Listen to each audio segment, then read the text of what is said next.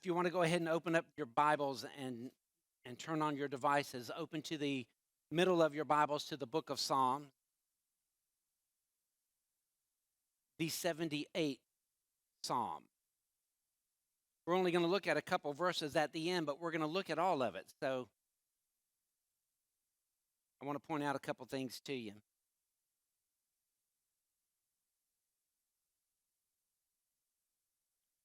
So I've told you, once you get it, look up at me. I'm sorry. I want to give you time. Psalm 78. You're probably getting tired of me trying to come up with different words for A, B, C every week. We have 2 more weeks after next week, the ABCs of prayer. Following week, the ABCs of thankfulness. Then we're going to do something from on grace, and then we're whizzing right into Christmas. Okay. Um,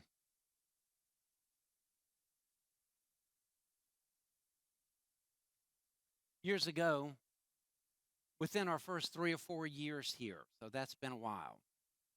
Donna and I and Alan and Judy Campbell flew out to Branson, Missouri to go to a Focus on the Family conference for pastors and their wives. And several of, like Tony Evans spoke there, H.B. London, who headed up pastoral ministry at Focus on the Family, spoke. Chuck Swindoll was like the keynote speaker. And he told a story that night that impacted me greatly. I've already mentioned to you that I read through this summer, nice and slowly, a biographical study of Paul, or Saul of Tarsus, who became Paul. And in that, in chapter 15, he retold that story. So I'm going to read it, but just know the reason I'm reading it is to kind of begin and set the stage for where I want us to go today. Each May, Swindoll writes, at the end of the spring term at Dallas Seminary, we have the joy of listening to the school's top preachers. They're nominated and selected by pastoral ministry professors. One year, a talented young man preached on that pivotal passage in John 13 where Jesus washes his disciples' feet. After a compelling exposition of that simple text, the young senior class preacher leaned low into the microphone, looked across the faces in Schaefer Chapel, and asked his fellow students, I mean, do you want to have a great ministry? Or do you just want to be great? The packed out chapel went silent. Nobody blinked. I'll never forget his question. None of us will. I hope he never does either.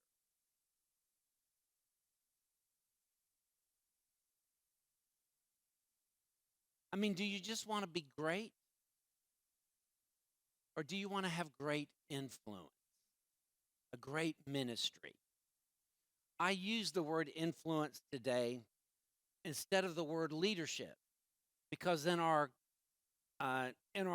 culture out there, or in the community around us, leadership is a real important word. But sometimes when we get it into the church is really uncomfortable with it. I mean, I don't really feel like I'm a leader.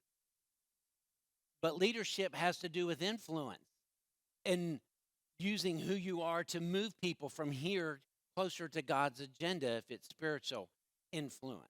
And I didn't use the word ministry. Originally, the title was going to be the ABCs of ministry because people sitting in the pew, by and large, don't think of the words that we sang in the potter's hand. We don't think about each of us having this holy calling. We think of a few people being called. And almost the best that we minister types can do, or we professional minister types can do, is hope to get you to see that there are two types of calling. This calling with the big C that you seem to think I'm supposed to have, and then this calling with the little c, which is the one that's mentioned in the New Testament. Have you ever stopped to think that the calling with the big C, the one that you think I'm supposed to have, in fact, I dare say when a pastoral candidate interviews with a pulpit committee, or now there are search committees, the first question is, tell us a little bit about your walk with the Lord and your salvation and your call. And if you say, I don't believe in having a call, then you're out. But did you know the calling with the big C's not in the New Testament? Only the calling with the little c. Called by the Lord to influence. Which brings us to Psalm 78. What are the ABCs? How do we become people who use what little or great influence we have for the Lord's good and for the good of others and for glory? Well, we're going to find it in this long psalm, Psalm 78. Take a look at the very first verse of it for a second before we get to our verses at the end. It says a maskil, or a maskil, actually is how you say it, but I'm not going to say it that way, of Asaph. Asaph was probably the worship leader, but he was certainly under David's reign and wrote many of the Psalms and several things in the wisdom literature. Maskil only occurs either 14 times or 16 times in the book of Psalms. A maskil means a lesson, a teaching point. There are 6, I think, Psalms in the Old Testament or in the songbook that are called historical maskil or historical Psalms. There are 78, 105, 106, 114, 135, and 136. 78 is the longest. And the lesson is just a walk through the history of God's chosen people so that they might be reminded of who they are and not make the same mistakes that their predecessors made, as he tells the story in Psalm 78. I think it was the German philosopher Hegel who said the only good thing we learn from history is that we don't learn from history. Right? We ought to learn from history. And so that's why the psalm is important. And so he walks through the whole Old Testament and the history of the Jewish people who became the Israelites. And then down in verse 65, there's this interesting phrase that I want you to see. We still haven't got to the screen. You're thinking, boy, this is going to be a long one. You had an extra hour sleep. And if you didn't go to bed last night early, that's your fault. Staying up watching that doubleheader game nobody cares about. Or tripleheader game. All right. Verse 65, the Lord awoke as if from sleep. Well, of course, the Lord doesn't sleep, but there's a time period in the history where if you were a person down here, God's not really responding the way you thought he ought to. And so in other books of the Psalms, they ask, are you asleep, Lord? How long, Lord, are you going to wait before you answer? Finally, the Lord awakes after the captivity in verse 65. And then he beats back his foes. And we go down through there. We have this really basically 3-point sermon that I'm only going to camp on one. We see that God chose the southern tribe of Judah instead of the northern tribes of Ephraim as his people. We also see that he chose the city of Jerusalem for the temple and not Shiloh, which was the capital or where the temple was built in the northern country. There were 2 countries, of course. And then we see where he chose David and not man's choice, Saul, for the king. And that's how the psalmist closed. Which tells me, by the way, we don't have time. We were doing an in-depth, intense Bible study. Tells me a little bit about when it was written, because there are a lot of kings that are coming after David, but the psalm ends right there. Probably written during the reign of Solomon, right after David's death, but perhaps written about the time of Isaiah, because there's a phrase in here, a Holy One of Israel, that doesn't occur anywhere else except in the book of Isaiah. But not all that important to you, but these 3 verses are very important to you, or they should be important to you. Verses 70 through 72. So finally, y'all can let out a sigh of relief. He finally got to the introduction and to the text. Ready? Verse 70. He, of course, is God. He chose David, his servant, and took him from the sheep pen. He brought him from tending ewes to be shepherd over his people Jacob, over Israel, his inheritance. Then the he shifts, because that he is David. He shepherded them with a pure heart and guided them with his skillful hands. And so we're going to talk about David, his servant, and we're going to talk about the ABCs of influence. And hopefully, we're going to wind up thinking and talking about us as his servant, which leads me to the A. The A has to do with awareness. And by awareness, I'm referring to self awareness. Now, look, I am big. If you've been in any of my leadership stuff, and there are many of the guys who are sitting here who have, you know that I'm prone to quote one of my mentors who says, self awareness is a leader's biggest tool. In fact, pity the person who tries to lead others who's not self aware. And usually, when I use the term self awareness, I'm speaking in terms of like knowing your strengths and knowing your weaknesses and knowing your personality and knowing all of these different things and what your skills are. And all of those are important. And listen, that God has just gifted me with a family and with kids who are just into that self awareness tool. And so, I mean, I've probably had every psychoanalytical thing. Maybe they're trying, it just occurred to me when I walk around up there. They're probably hoping I catch it eventually, and I still not. So they keep sending them to me. I mean, at least once a year, if not more than that, we're doing some kind of thing. I mean, my Myers Briggs, I'm an ENFP. I know what I am, and I know what my Gallup strength finders are. I know my woo, my futuristic, my communication, my positivity, I think is what they call it now. That's not what they called it when I took the test back with them. I know what I am in the DISC profile. I am an influencer dominant. I know what I am in the Trent Smalley Otter Beaver Lion Golden Retriever. I am an otter lion, more otter than lion. I know what Muppet I am. I am Kermit the Frog with the taste of Fozzie Bear. I know what Scooby-Doo character I am. I'm a little bit of Freddy, and I've got some Daphne and Shaggy in me. I know what Charlie Brown character I am. I'm Linus with a measure of Lucy. And Charlie Brown doesn't really work because Schultz wrote Charlie Brown. Everybody has a little Charlie Brown in it. That's why we love it. I mean, so hear me. I know who I am as much as I can. Everybody has blind spots, no matter how long you live. That's important to me, self-awareness, but that is not the self-awareness I'm speaking of in the psalm.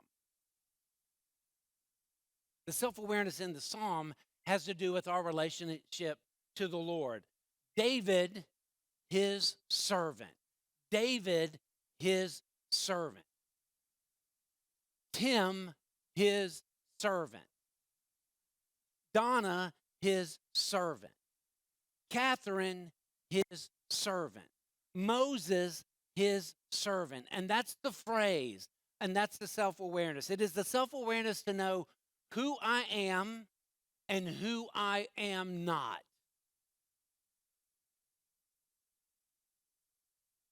Who I am and who I am not. Story has always been told of President Teddy Roosevelt. We'll move on. I've tried to verify it like with some legitimate correspondence and haven't been able to do it. But I suspect that it is probably true because enough sources have said that it's told. A president, Theodore Roosevelt. Roosevelt was president in 1900, 1901 through 1909, something like that. They weren't on the 20s like we are now. And, national parks everywhere, big into saving agricultural land. Teddy Roosevelt, leader of the Rough Riders. Teddy Roosevelt, portrayed by Robin Williams in Night at the Museum. I mean, boisterous, man's man, outdoorsman, that Teddy Roosevelt. Supposedly, this story grew out of the fact that in one visit to the White House, someone asked President Roosevelt, because the opposition to him was just like great. Teddy or Theodore or President, how is it a man of your power and influence in the world can even go to bed and sleep at night with all the burdens and all the potential pitfalls and all the criticism that comes your way? And that on that occasion, supposedly Roosevelt took his friends out to the back lawn at the White House, and this is 1900. not as metropolitan as it is now, and said, supposedly told them every night before it's time for me to go to bed, I walk back here and I look up for about 10 minutes at all the stars, the bigness and the vast glory of the universe. And then I turn and look and say, now that I realize how small I am, I can go and sleep. Because the job of running the universe is not mine, it is His. Once I realize who I am, but just as important, who I am not, then there really is hope for me because I'm on the verge of really becoming self aware. By the way, this is not necessarily the point for that for salvation, but that's exactly what happens in salvation, is it not? One of the biggest battles that you have, especially in this modern, postmodern, post Christian world, as they're now calling it, sociologists, or post religious world. So, man, the rant, I could go on, but I won't. Mankind was born religious. Religare, that which holds us together, that which we center our life. Mankind will die, burn apart from God, and he or she will be religious for forever. Because every single person has something in their life that they center their lives around. So when you read, we're in the post-Christian world or the post-religious world, nonsense. Sorry, I'm not going to do that rant this morning. But one of the things that you encounter more than in any time in this like pseudo-intellectual world is there's just a real difficulty with the little simple ABC of salvation. And you don't think so because you've grown up with it, singing it and memorizing it and using it in Sunday school and Bible school. And, we admit that we're a sinner. We believe what the Bible teaches, that Jesus came and he lived on a perfect life and he died on the cross in our place. And then 3 days later, as we sang a while ago, the lion roared and death was defeated and it cemented our eternal life. People really have difficulty believing that something someone did 2,000 years ago can just pay the price and be that. I mean, after all, don't I have to do something? Aren't I able to make my own way? Can't I kind of live a good life and get to God? And on and on and on. The beginning of spiritual self-awareness is found on our knees when we, like Paul, realize, oh, wretched man that I am. The stuff that I want to do, I don't do it like I should. The stuff that I don't want to do, that's the stuff I find myself thinking about and doing.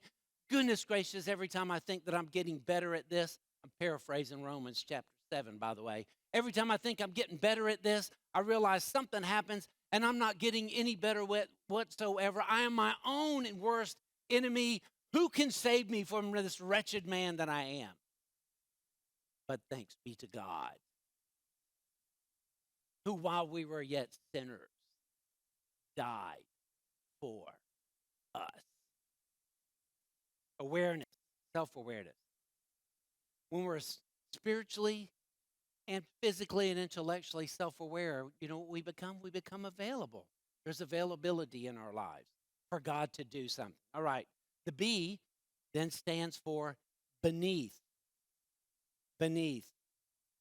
All right, y'all. I had you close your eyes once. Do it again. But now this is a dangerous point in the sermon. So don't stay closed and don't enjoy it too much.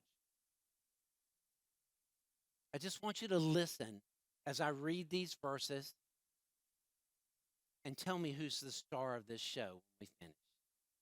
He chose David, his servant, and took him. He brought him. He brought him from the tending ewes to be shepherd over his people, over Israel, over his inheritance. All right, you may open your eyes.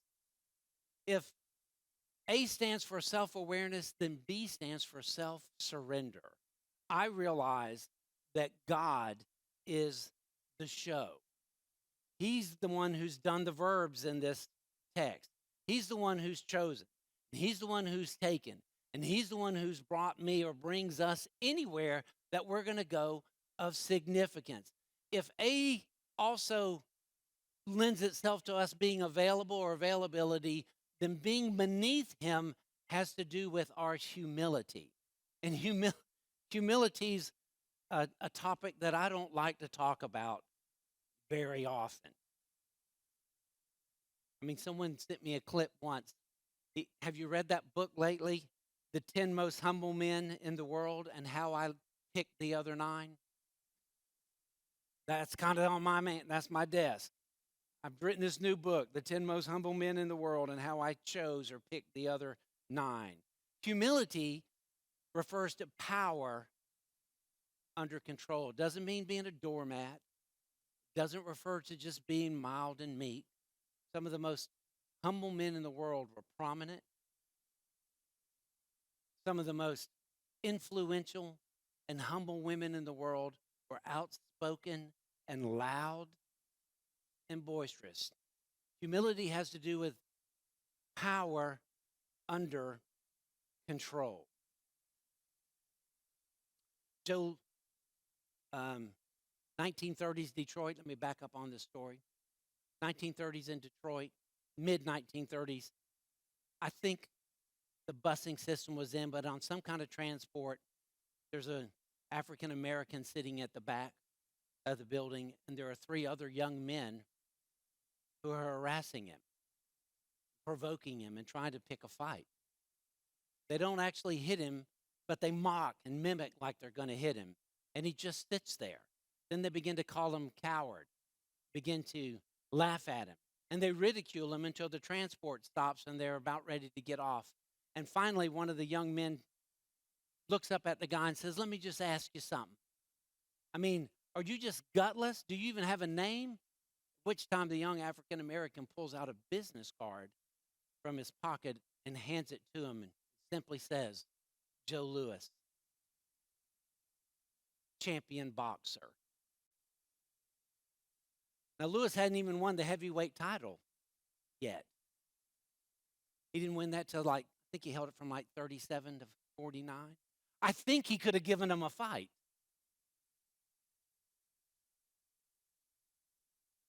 Sometimes humility is having the ability to give the fight and not. You know why I remembered the story that I told you about Swindoll? So, just about every revival or pastor's conference or any training that I've gone to, I usually set off. Uh, I mean, part of it is just, I'll be honest, part of it is just taking Donna Coker to Branson, and she deserves it. But part of it, I usually say a real simple prayer. Lord, you're going to probably speak to me at some point during this conference. Sometimes it's like last week I told you about Celebrators, where he just carved me up in every session.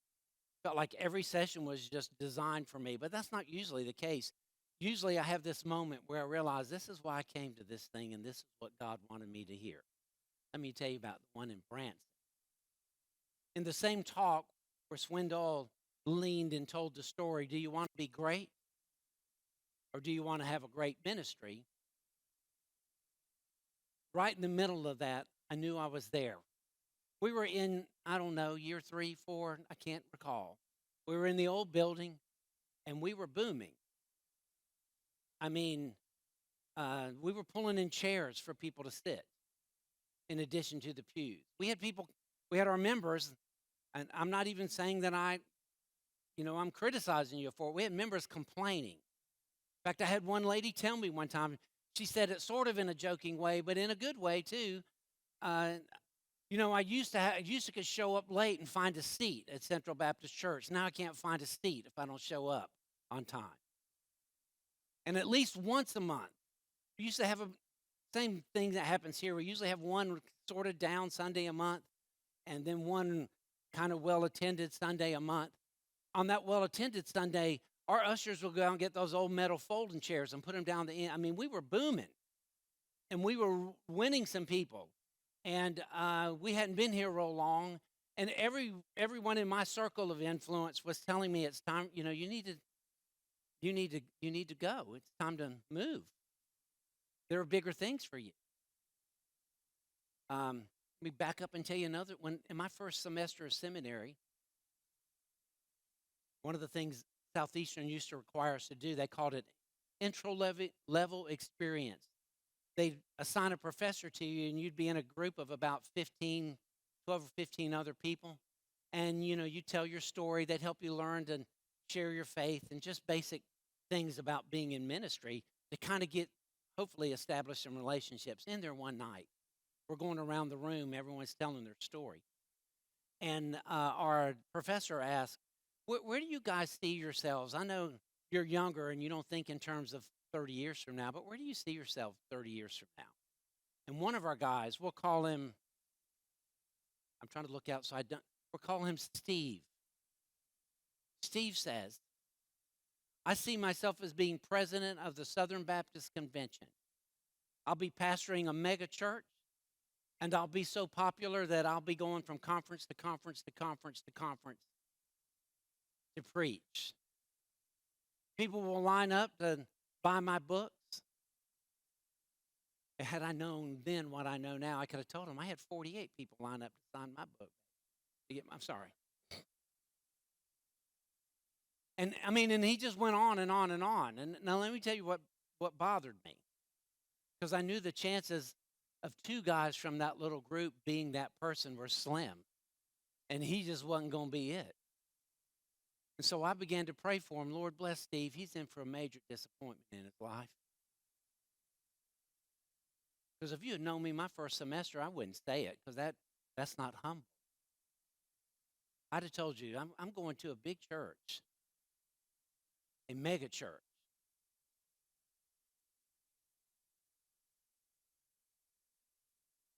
And it was looking like it was falling into place. We went to Branson. Swindell shares that story.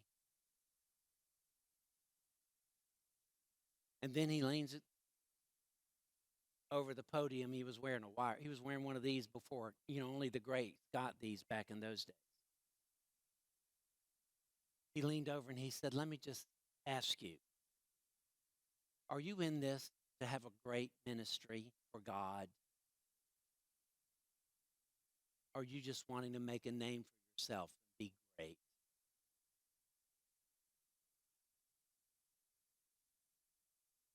Then he said, why don't you strive for a great ministry that influences people, and you let God decide whether you need to be famous or not.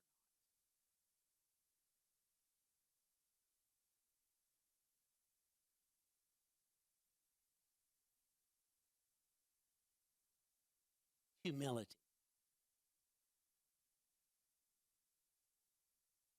Beneath the one who chose, who took, who brought. David, the same God who chooses, who takes, who brings you. And then the C stands for connection, which has to do with being others focused. Unless we get verses 70 and 71 right, we're not in a position to even be the subject. David doesn't become the subject until verse 72. Then he shepherded them with a pure heart and guided them with his skillful hands. He shepherded them with a pure heart and he guided them with his skillful hands. I think, by the way, Jesus had a little bit of this in mind in the Sermon on the Mount. We kind of make this about judgment only. Why do you look at the speck in your neighbor's eye and you ignore the plank or the beam or whatever it is your version says coming out of your own eye? First deal with the plank or the beam in your own eye, then you'll be in a position. We always make that about negative stuff, do we not? I'm not allowed to go over and say something to him about his sin or her about her sin until I deal with all the sin in my life. But it's not just about negative stuff. What Jesus is saying is, until you really understand who you are and are not in God's economy, and until you understand exactly who he is and what he can do, and you yield yourself to that, you're not in a position to help him use you, move anyone, anywhere. And so we have to begin with him and who we are and who we are not. But then we transition because he calls us all to shepherd the people that are in our flock, hopefully with pure heart and skillful hands. I want to define both of those and then tell you a couple stories and we're done. He shepherded them, David did, with a pure heart. If you have an NAS, chances are if you have a New King James or in some other versions, it will say, according to the integrity of his heart. That word integrity is a really, really interesting word to me anyway. It's actually the Hebrew word, it looks like Tom, Tom. Tom's potato chips. It's actually the word tom, like the dome of the golden rock or the golden dome or the rock, whatever the temple top is. It's tom, and it's an interesting word. It can mean what I use with the children. You know, children are easy to teach integrity to. By the way, I don't know whether they get it, but they understand it. You just bring in a ketchup bottle and a mustard bottle. I do this in chapel when I do it in our preschool. And you fill the ketchup bottle with ketchup, and you get a paper plate, and you say, this is ketchup, and we're going to put it on the plate. We're going to dip some fries, and you squeeze the ketchup out. Then you take out the yellow mustard thing, having filled it with A1 or with mud or with something that looks really, really nasty and doesn't look like mustard. And then you squeeze that out on the plate, and all the children get gross. And then, you make Miss Penny sample it, and they all think that's hilarious or whatever. And then you tell them integrity is about being the same on the inside as on the outside. And there is some simple truth to that. But integrity in the Bible is about a whole lot more than that. It's about being full and about being whole and about being rich. It's about being intentional. In fact, I'll not give you the Hebrew word, but the opposite of it is found on one occasion, I think, Second Samuel chapter 15. There's a story of Absalom. He's getting ready to overthrow or try to overthrow his father, the king, and he invites 200 people to go with him, but he doesn't have the integrity to tell them he's getting ready to try to kill his own father because they're loyal to him and they're loyal to the king. They think of him as a son and as a subject. And so it says in 1 Samuel that they went to Jericho with Absalom in innocence. And what it really means is they don't have a clue. They're just going because they were invited to go. In fact, there are a lot of people who don't have a clue really what they're doing with their daily lives. They're just going because they're supposed to go. Shepherding them by the integrity means when you focus your life on others, you are intentional about what you do. And the other word is the word that is translated skillful, the skillfulness of your hands. And that just has to do with the phrase I've shared with you, and I won't share the story with you again, just doing what you can do. In fact, what it really means is doing what you can do with what you have and with God's help where God has placed you. And when you do that, you have pure heart or good motives. You are intentional about how God is using you in your daily life. It doesn't matter whether you are completely well known and famous, or it doesn't matter whether no one knows you. God knows you and will use you in a mighty way if you will surrender yourself to him. You are self-aware to realize who he is and who you are, and especially who you are not. And know, like Paul in Philippians 4:13, that you can do all things through him. But like Jesus in John 15, you can't do anything without him. Apart from me, you can do nothing. So let me tell you about two individuals. One of them really, really well known, and the other, we'll see whether or not you know him, who have lived this out in their lives or lived it out. The first one is a basketball coach who used to coach the UCLA Bruins. I bet already you men, especially and many of you women, know his name. In fact, In 2009, the Sporting News gathered together, I forget how many dozens, sports writers, former players, Hall of Fame athletes, and they tried to put together a list of the most famous uh, coaches in American history of all the sports. Topping that list was former UCLA coach John Wooden. Wooden coached so many great athletes and so many great players. And apart from the fact that he won all the championships that he won, did you realize when his players or former players and assistants were interviewed, none of them cited his record for the reason of his greatness? They all cited his influence on their lives. He died in June of 2010, and after his death, Kareem Abdul-Jabbar, one of the most famous of his players, was invited to write something for the Los Angeles Times. Listen what he wrote. By the way, Wooden was the one, if you've ever read John Maxwell's book, Today Matters, who inspired that book, because he's the one who carried around a little thing of his daily values, and one of them first, make every day a masterpiece. Give 100% today, because you can't make up for giving 80% today by making up and giving 120% tomorrow. You can't give 120%. So make every day a full day. He's also the one, by the way, and I loved him, he's the one who invented and coached his players. When you make a basket, always point, as you're running back down, always point to the person, your teammate, who passed you the ball. I think it was Sidney Wicks, but one of those players back in the day asked him, Coach, what if they're not looking? And you know what Wooden said? Oh, they'll be looking. Because people always want to know that you know that they help. I mean, you know what? I watched the NBA Finals last year. I don't know that I saw one player slam dunk or hit a three that turned and pointed to one of his teammates. Sorry, we'll be here all day. Kareem Abdul-Jabbar. Those of us lucky enough to be coached by him, this is in the LA Times, will remember him not just as a great coach who changed basketball, but as a great man who changed our lives. He didn't just teach us how to be the best athletes, he taught us how to become the best men we could be. His genius as a coach and mentor lies in the fact that we were hardly aware that these valuable life lessons were being taught. We didn't realize that all the drills and all the practice and all the instruction were preparing us for the most important part of our lives, the part that came after basketball.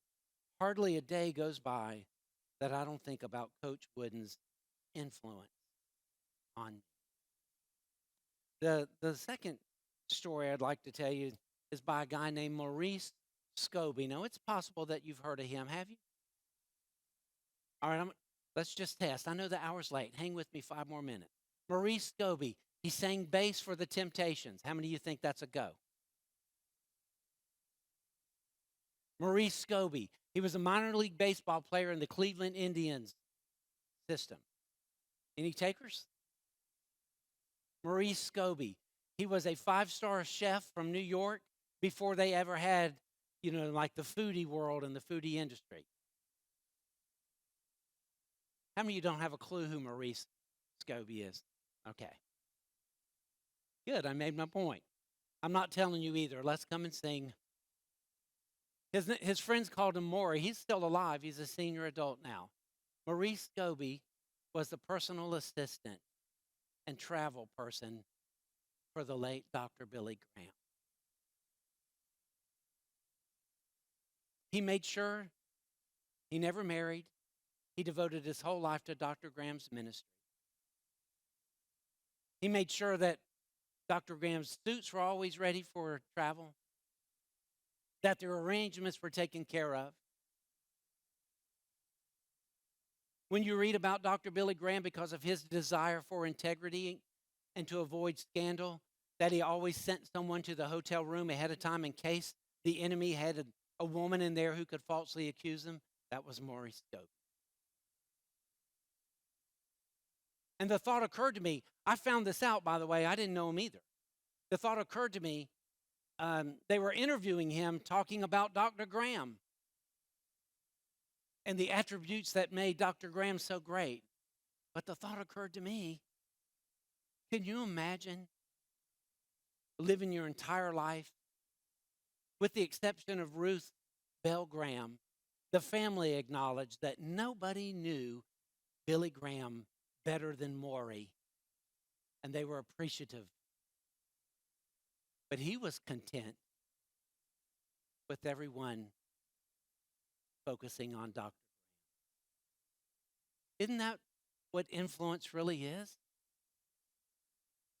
The chances of most of us being John Woodens are pretty slim. But every single one of you could be a Maury Scobie.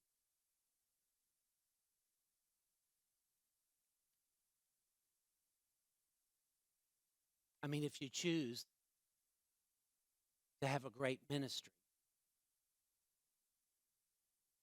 or do you just want to be great? Pray with me if you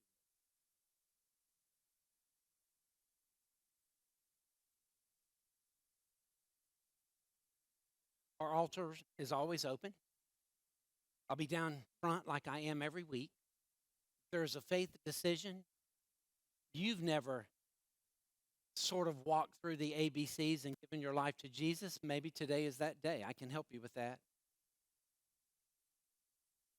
We're getting ready to sing the song I told you about earlier, I think, I Speak Jesus. Isn't it time for some of us to get serious? Not about being great, but about having great ministry so that people will they will see just how great our Jesus is. I'm going to be with my back to you and I'll be looking at the screen. You don't need to be looking at me this morning. You need to be looking above the praise team to the cross, to your Savior, the symbol of your Savior's death, resurrection, and life. I pray that you would be grasped, captured by his holy calling.